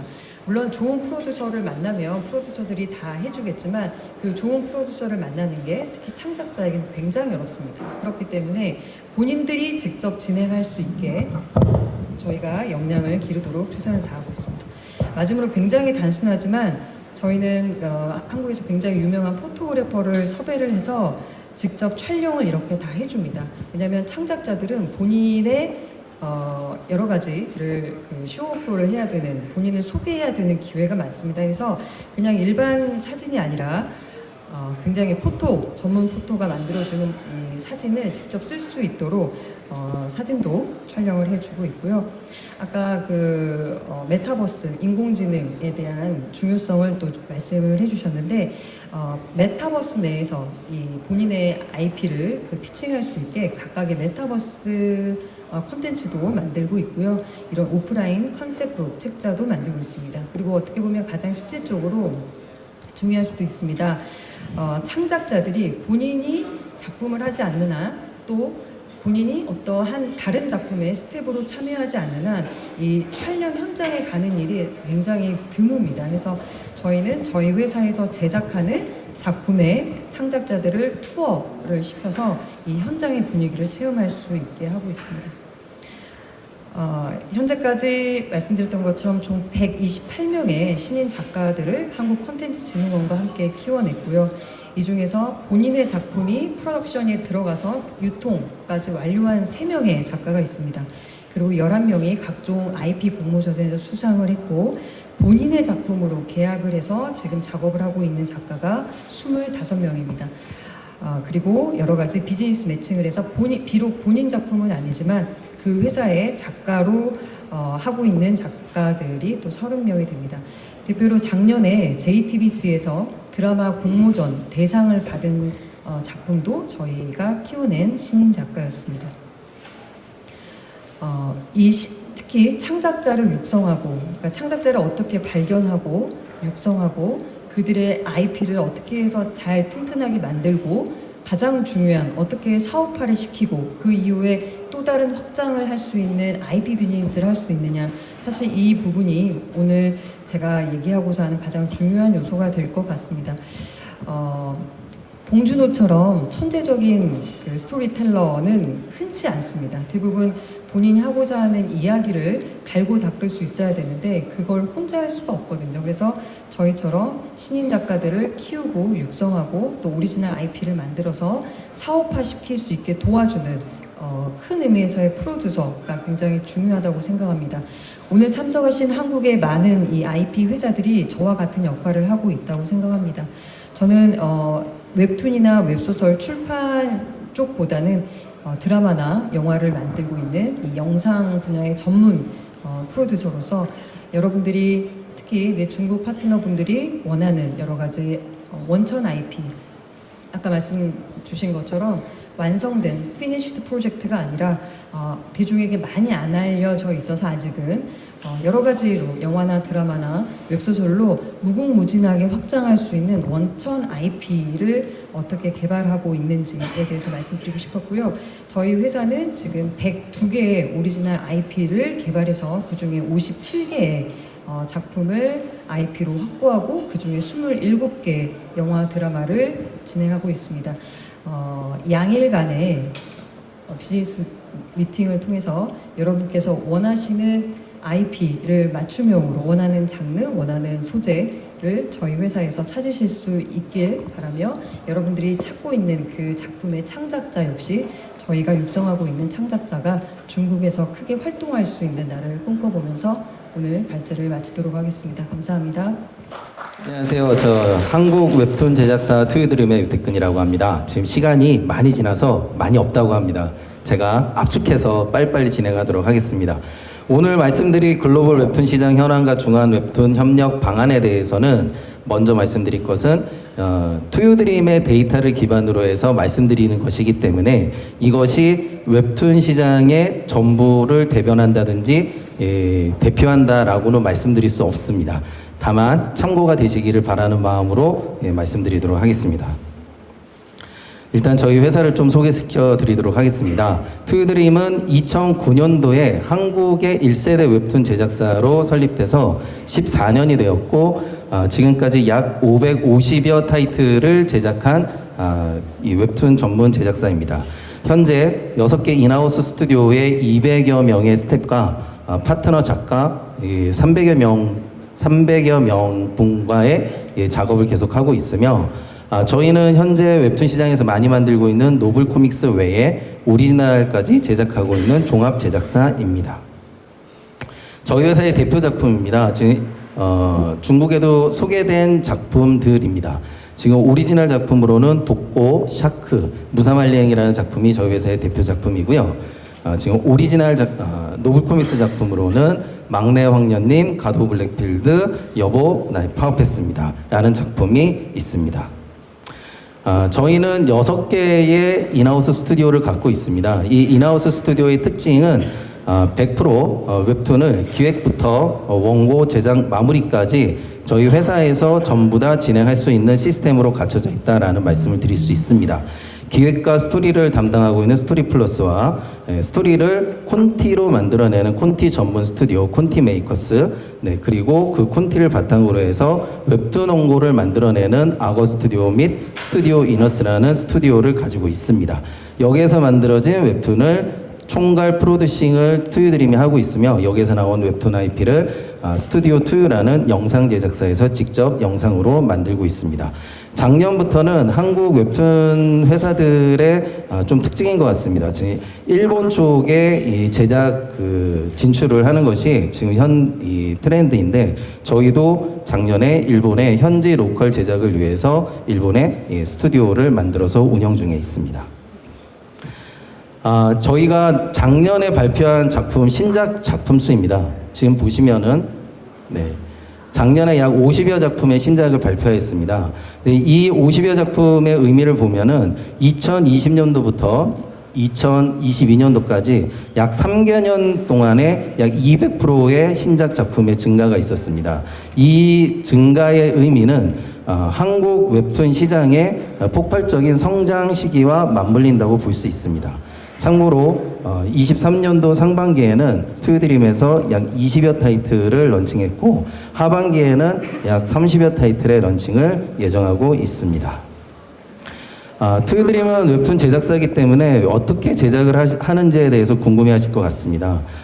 투유드림은 크게 두 가지 방식으로 제작을 하고 있습니다. 아까 말씀드렸던 6개 인하우스 스튜디오를 통한 제작 방식과 외부 파트너 작가분 및 업체와 제작하는 방식 두 가지를 가지고 있습니다.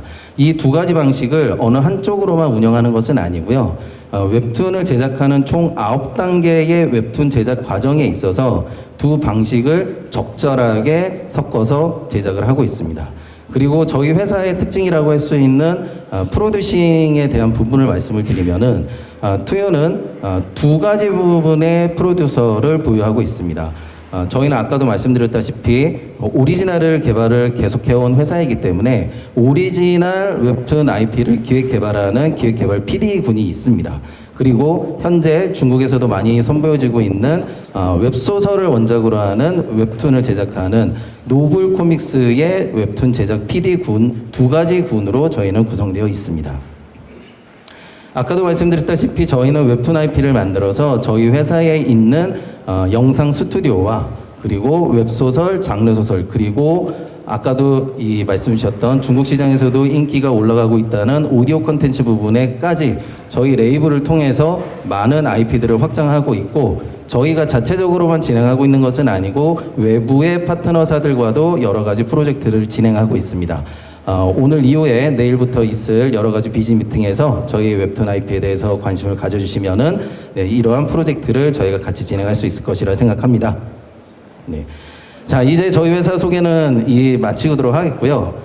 그러면 여러분들께서 진짜 궁금해하실 웹툰의 글로벌 시장은 어떻게 되어 있는가를 말씀드리도록 하겠습니다. 앞에서 보이는 그 나라의 국기들은 현재 저희 회사가 저희 회사의 웹툰들을 수출하고 있는 나라들이라고 말씀드릴 수 있겠습니다. 이 나라들 외에는 수출이 안 되는 것이 아님을 다시 한번 말씀드립니다. 이건 저희 회사의 작품이 수출되어 있는 나라들이라고 말씀을 드립니다. 글로벌 시장을 말씀드리기 전에 이 웹툰, 한국의 웹툰 시장이 어떠한 변천사를 가졌는지가 좀 말씀을 드려야 될 것 같습니다. 글로벌 웹툰 시장에 대한 이해를 가지시려면 한국의 웹툰 시장에 대한 변천을 좀 아셔야 될 필요가 있거든요. 자, 1기는 2000년부터 2012년까지라고 볼 수 있습니다. 이때에는 한국의 웹툰 플랫폼이라는 것 자체가 없었습니다. 플랫폼이 아닌 포털이 있었습니다. 포털. 한국의 대표적인 두 포털인 네이버와 다음이라는 포털이 있었고, 이 포털에서 웹툰 연재 코너가 무료로 연재 시작한 게 웹툰의 1기라고 말씀드릴 수 있겠습니다. 그 1기가 약 한 10여 년 동안 지속이 되었습니다. 자, 그 다음 2기는 2014년부터 2014년까지의 2년간이라고 볼 수 있는데요. 2기가 굉장히 짧죠. 이 2기에 있어서 가장 큰 특징은 지금까지 포털에서 무료로 서비스하고 있었던 웹툰 코너를 전문적인 웹툰 유료 서비스 플랫폼으로 런칭한 레진이라는 플랫폼이 등장한 시기라고 말씀드릴 수 있습니다.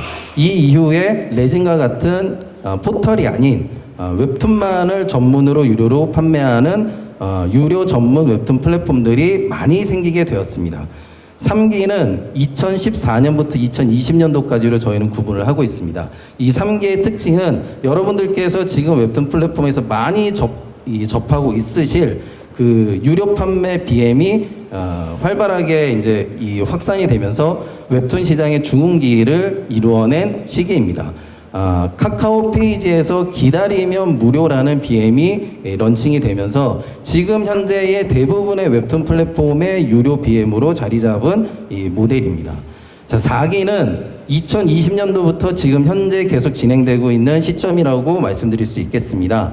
여기에 결국에는 중요한 것이 있는 것이 2020년도부터 본격적인 웹툰의 글로벌 시장의 확산이 일어났고 그 확산을 이루는 데 있어서 웹툰 IP의 영상화 진출들이 본격화되기 시작했던 시기입니다.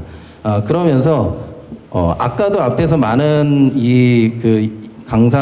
연사분들께서 보여주셨지만 웹툰 IP의 영상화를 통해서 넷플릭스와 디즈니 플러스 같은 글로벌 OTT를 통해서 웹툰 IP 원작의 영상들이 글로벌하게 선보이면서 웹툰 IP 자체에 대한 글로벌 관심도가 증가되고 있는 시기까지가 지금 현재 4기가 진행되고 있는 부분이라고 말씀드리겠습니다. 한국 웹툰 시장은 지금 현재 21년도 자료인데 22년도 자료인데요. 지금 현재로서는 최근에 발표된 걸로 치면은 약 2조 원의 시장이라고 합니다. 그리고 여기 2021년도에는 3,600건의 신규 작품이 발표됐다고 나왔는데요. 더 놀라운 지금 현재 시점의 발표는 2023년도 상반기만에 발표된 신작 발표 수가 3,000건이 넘는다고 합니다. 그러면 올해 한 해만 보더라도 거의 만여 건의 신규 업데이트 작품들이 나온다고 볼 수 있는 수준입니다. 현재 저희가 의미 있게 보고 있는 글로벌 웹툰 시장은 총 6군데입니다. 일본, 프랑스, 미국, 중국, 태국, 인도네시아입니다. 근데 중국 시장은 앞에서 또 설명을 해주셨고 현지에서 더 잘 아실 테니 만화 시장에 있어서 빅3 시장이라고 했던 일본, 프랑스, 미국을 중심으로 해서 글로벌 시장을 좀 소개시켜 드리도록 하겠습니다.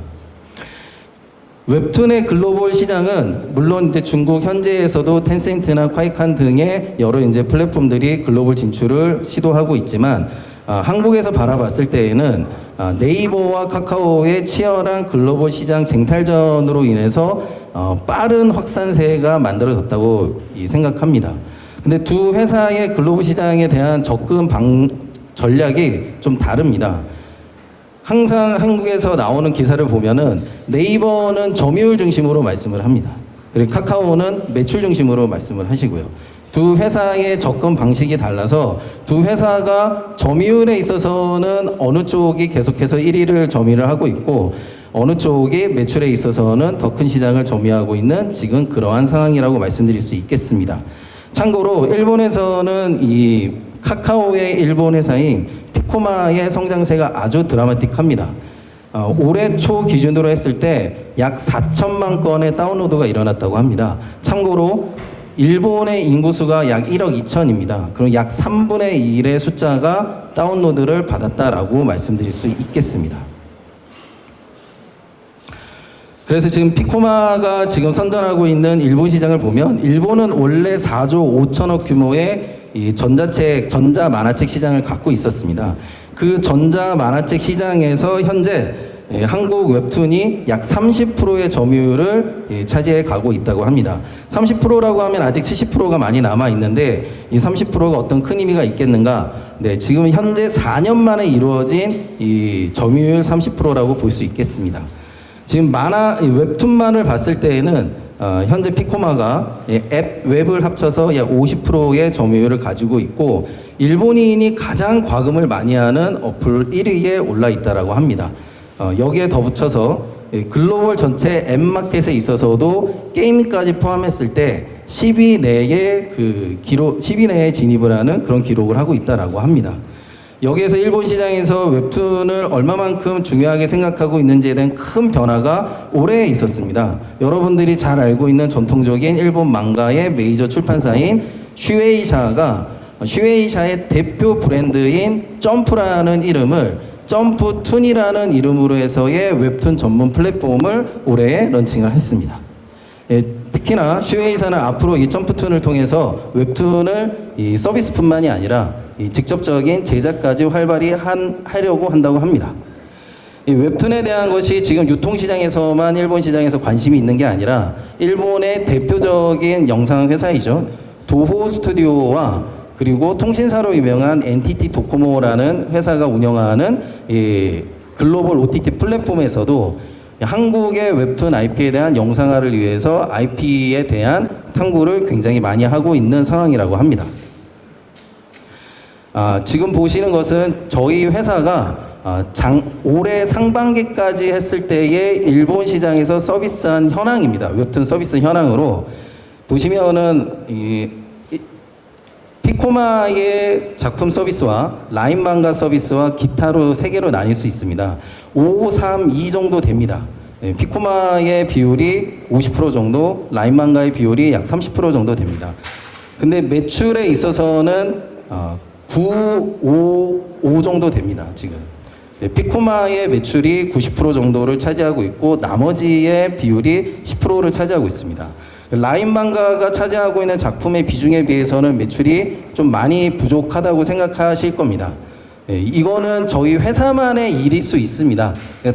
다만 이 네이버와 카카오의 이 국내 한국에서의 서비스 전략도 좀 다르고 일본에 접근하는 전략도 좀 다르기 때문에 이러한 매출 차이가 좀 발생하는 면이 있다고 생각을 합니다. 다음은 일본, 중국을 제외한 저희가 접근하고 있는 전체 글로벌 시장을 말씀을 드리도록 하겠습니다. 이렇게 구분을 한 이유는 저희 회사가 해외 시장을 접근하는 방식이 일본과 중국 그리고 나머지 영어로 소통하는 나머지 나라를 전부 묶어서 글로벌로 운영을 하고 있기 때문입니다. 현재 투유는 총 7개 국가에서 총 23개의 웹툰 플랫폼에 83개의 웹툰을 서비스하고 있습니다. 지금 여기에 보이는 여러 플랫폼들 중에서 실질적으로 로컬, 현지 국가의 로컬 플랫폼은 위코믹스와 이 코미콜라라는 플랫폼 2개를 제외하고는 실제로는 한국에서 웹툰 플랫폼을 운영하고 있는 한국 회사들의 현지 진출 플랫폼이라고 보시면 됩니다. 다음은 저희가 올해 상반기까지 글로벌 웹툰 시장에서 국가별로 서비스한 타이틀과 매출액을 비교를 해드리고 있습니다. 보시면은 북미와 프랑스가 굉장히 높습니다. 생각보다 태국에서도 서비스를 많이 하고 있는 중입니다.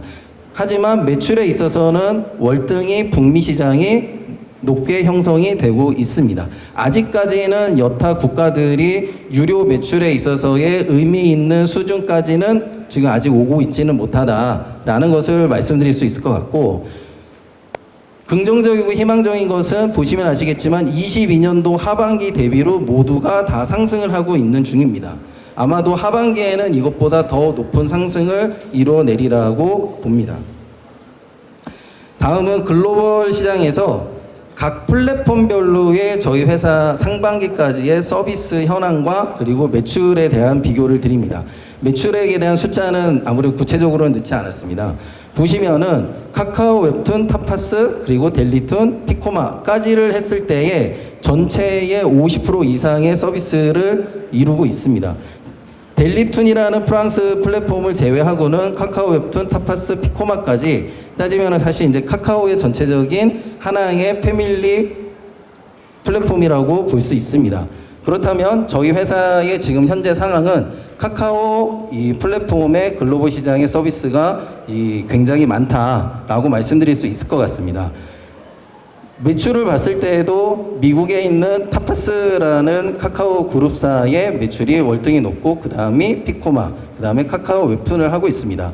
여러분들께서 웹툰을 가장 많이 볼 것이라고 생각되는 네이버 웹툰의 해외 플랫폼들에 있어서는 사실 서비스되는 작품 수도 그렇게 많지 않지만 매출에 있어서도 좀 부족한 면이 좀 있습니다. 이거 역시도 제가 생각할 때에는 네이버의 해외 시장 공략 자체가 매출 중심으로 이루어진 것이 아니라 조회수 중심과 점유율 중심으로 해왔기 때문이라는 생각을 좀 갖고 있습니다.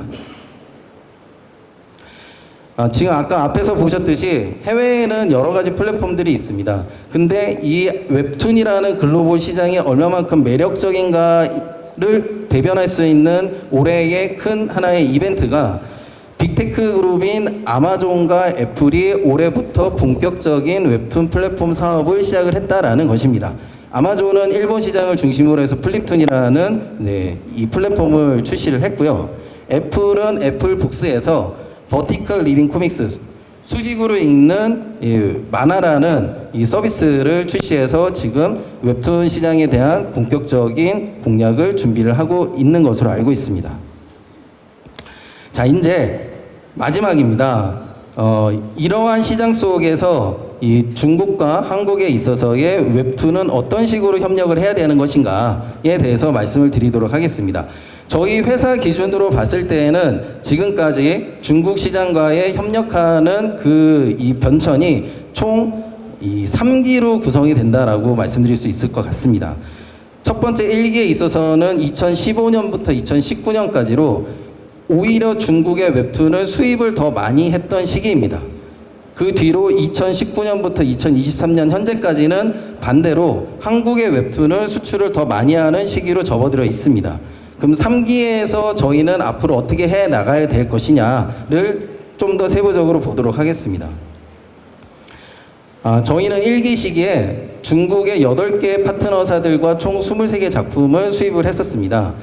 그리고 저희가 수출한 작품도 있었습니다. 다만 중국에서 당시의 웹툰 플랫폼의 서비스는 유료 서비스가 아닌 무료 서비스를 중심으로 하고 있었고 독자들의 월표라는 보너스 포인트로 수익을 얻는 그런 구조로 되어 있었습니다.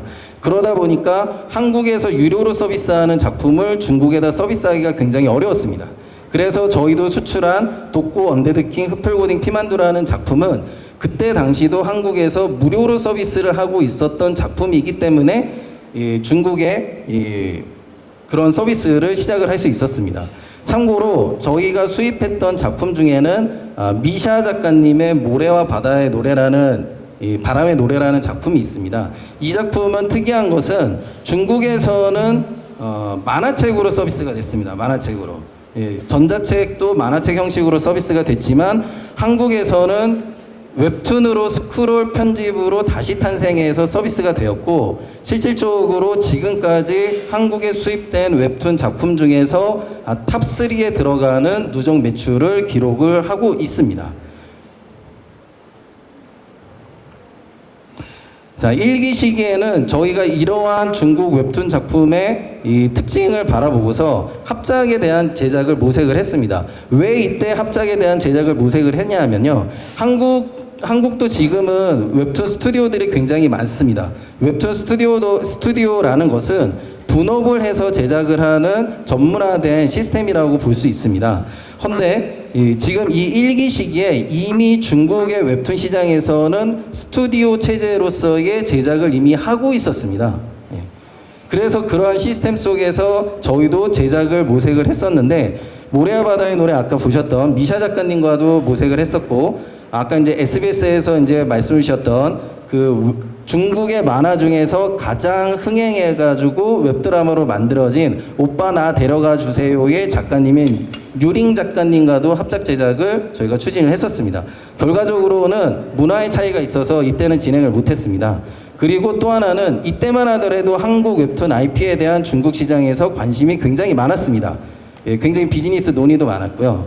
물론 이제 여러 가지 이유가 있어서 덮이게 됐죠. 그러면서 그때에 저희가 했던 것 중에서는 활발한 IP 개발에 대한 발굴의 활발성을 위해서 중한 공모 정도 저희가 진행을 했었습니다. 이때 뽑힌 이 한국의 웹툰 작가님의 아이템이라는 작품이 MBC에서 드라마로도 방영이 됐습니다. 자, 2기는 아까도 말씀드렸다시피 한국 웹툰이 중국에 수출을 하는 사례가 더 많아진 시기입니다. 그럴 수밖에 없었던 것이 한국의 웹툰의 시장이 이 중흥기로 올라오면서 한국의 웹툰이 너무너무 많아지다 보니까 중국 웹툰을 수입할 수 있는 그 틈이 좁아지기 시작했습니다. 그러면서 한국의 웹툰 플랫폼들도 중국에 진출을 하면서 한국 웹툰들을 중국에 많이 소개를 하게 되었고, 저희 역시도 올해 상반기 기준으로 보면은 총 64작품의 서비스를 하고 있고, 신규 타이틀로도 상반기에 15작품을 서비스를 하고 있습니다. 이게 있어서 저희가 특징할 수 있는 것은 본격적인 중한 합작 제작을 시작을 했다는 것입니다. 그래서 저희가 2019년도에 제작을 해서 런칭했던 코믹 로프트사와의 합작 제작 작품인 악녀는 변화한다라는 로판 노블 코믹스는 지금까지 누적 매출로 총 63억 원을 기록을 했습니다. 그리고 올해 또다시 코믹 로프트사와 합작 제작으로 런칭한 남주님 취향 존중해 드릴게요는 지금 런칭 한 2개월 정도 됐는데 글로벌 누적 매출로 2억 원을 기록하고 있습니다. 이 외에도 저희는 중국의 제작사와 여러 이 노블 코믹스들을 합작 제작을 진행하고 있습니다. 자, 마지막입니다. 자, 그래서 저희는 중한 이 웹툰 시장에 있어서 어떠한 협력을 좀 제안을 드리고 싶은가? 결국에는 중국 시장과 한국 시장에 대한 차이가 있다고 저는 생각을 합니다. 중국 시장은 제가 봤을 때에도 IP의 가치를 더 크게 발현할 수 있는 시장이라고 보고, 한국 시장과 한국 외의 글로벌 시장은 아직까지 웹툰 자체로서의 유통이 의미가 큰 시장이라고 봅니다. 이 두 가지가 이 조인을 이루어야 된다라고 보며, 저희가 그것들을 하기 위해서 이전에는 각각의 작품을 만들어서 각각의 시장에 접근을 했다면, 이제는 중국의 이 웹툰 제작사와 한국의 웹툰 제작사가 작품을 처음부터 같이 고민하고 제작을 해서 중국의 더 넓은 웹툰 시장과 이 한국을 비롯한 일본, 프랑스, 미국 등의 글로벌의 유통 시장을 같이 시너지를 내는 협력을 제안을 드리고 싶습니다. 이상으로 오늘의 강의를 마치도록 하겠습니다. 수고 많으셨습니다.